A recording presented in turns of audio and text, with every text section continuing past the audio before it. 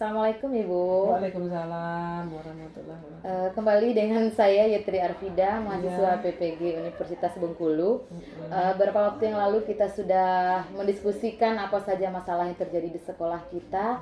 Hari ini sedikit minta waktu Ibu untuk menanyakan kira-kira solusi dari Ibu selaku kepala sekolah Iya. mengenai Berhubungan dengan motivasi belajar siswa kita yang masih rendah. Kira-kira Iya. seperti apa, Bu?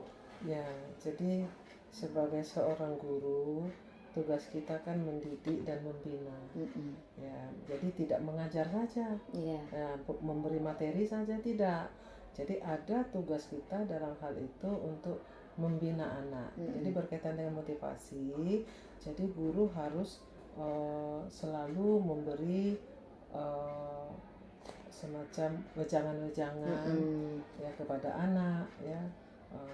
Mungkin waktunya kapan Bu? Waktunya bisa saja di awal-awal pembelajaran. Ketika ada motivasi persepsi. Ya, di saat ada persepsi kita masukkan motivasi di sana. Iya. Nah, untuk memancing supaya timbul motivasi anak untuk belajar. belajar. Oh, dari gurunya kira-kira seperti apa solusinya, Bu? Supaya bisa memicu motivasi anak. Apakah Ya. guru harus menggunakan model? Iya, jelas. Jelas itu harus memang. Guru kalau zaman sekarang guru harus sudah mengajar harus sesuaikan dengan zaman sekarang, dia harus menggunakan IT. Ya. Paling tidak menggunakan Infocus, ya, bisa komputer dan sebagainya. Ya. Terus juga guru harus bisa paling tidak menguasai kelas. Ya. Harus bisa paham dengan materi, harus bisa menguasai materi. Gitu. Kemudian mengenai literasi anak yang rendah ini, Bu, solusinya seperti apa kita, Bu, supaya anak kita memiliki literasi dan numerasi yang lebih baik Sebenarnya banyak tugas guru, banyak hal yang bisa dilaksanakan guru untuk meningkatkan minat baca anak, ya, atau meningkatkan literasi anak terhadap perpustakaan, meningkatkan minat baca anak itu banyak. Barangkali salah satunya guru tuh harus selalu memberi tugas, ya, tugas kepada anak. Ya. Dengan membaca maka bisa dia mengerjakan tugas. Seandainya saja seperti membuat clipping barangkali, nah itu salah satu. Nah, terus di dalam saat mereka mengajar di dalam kelas, nah, mungkin sebelum dimulai pembelajaran dibiasakan dia luangkan waktu dulu. Nah, ya, dibiasakan dengan membaca dulu sebelum kita memulai pembelajaran. Mungkin hanya dengan waktu 5 menit, ya. Nah, ini dengan cara-cara begini bisa insya Allah bisa meningkatkan literasi anak. Kemudian masih banyaknya guru kita yang belum memahami, bahkan belum menerapkan model-model pembelajaran inovatif di sekolah. Ada nggak solusinya dari sekolah? Ya, solusi sebenarnya dari sekolah sebenarnya itu dari diri sendiri, guru itu sendiri ya, Bu, ya. Nah, jadi paling tidak dia harus lebih banyak belajar.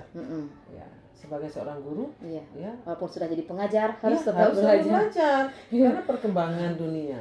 Jangan sampai anaknya lebih pintar dari gurunya, gitu, ya kan? Nah, jadi harus bisa, harus lebih banyak membaca, biar guru tahu perkembangan dunia sekarang. Materi kan berkembang. Materi berkembang Masalah terus. semakin banyak Kurikulum berkembang terus, kurikulum berganti terus. Nah, jadi sebelum kita sebagai guru memotivasi anak untuk belajar, giat belajar, gurunya dulu harus ya bisa memotivasi dirinya sendiri ya untuk belajar ya tentang kurikulum kah, tentang metode pembelajaran kah, tentang penguasaan IT kah, gitu. Nah, kemudian ketika guru sudah ingin mengadakan model pembelajaran yang bervariasi, menggunakan IT misalnya, terkendala di sekolah. Solusinya seperti apa, Bu? Ini tugas Ibu nih, Bu. Tugas Ibu sebagai kepala sekolah. Ibu siap nanti untuk mengadakan alat-alat IT seperti Infocus untuk kawan-kawan, ya, digunakan untuk kawan-kawan mengajar di kelas. Siap Ibu sebagai kepala sekolah untuk mengadakan hal itu lewat anggaran sekolah yang ada. Terima kasih informasinya, Bu, untuk solusi pemecahan masalah kita. Mudah-mudahan dengan adanya informasi ini bisa menjadi bahan dasar kita untuk memperbaiki lagi proses belajar mengajar di sekolah kita. Mudah-mudahan. Lebih dan kurang saya mohon maaf, Bu. Assalamualaikum warahmatullahi wabarakatuh.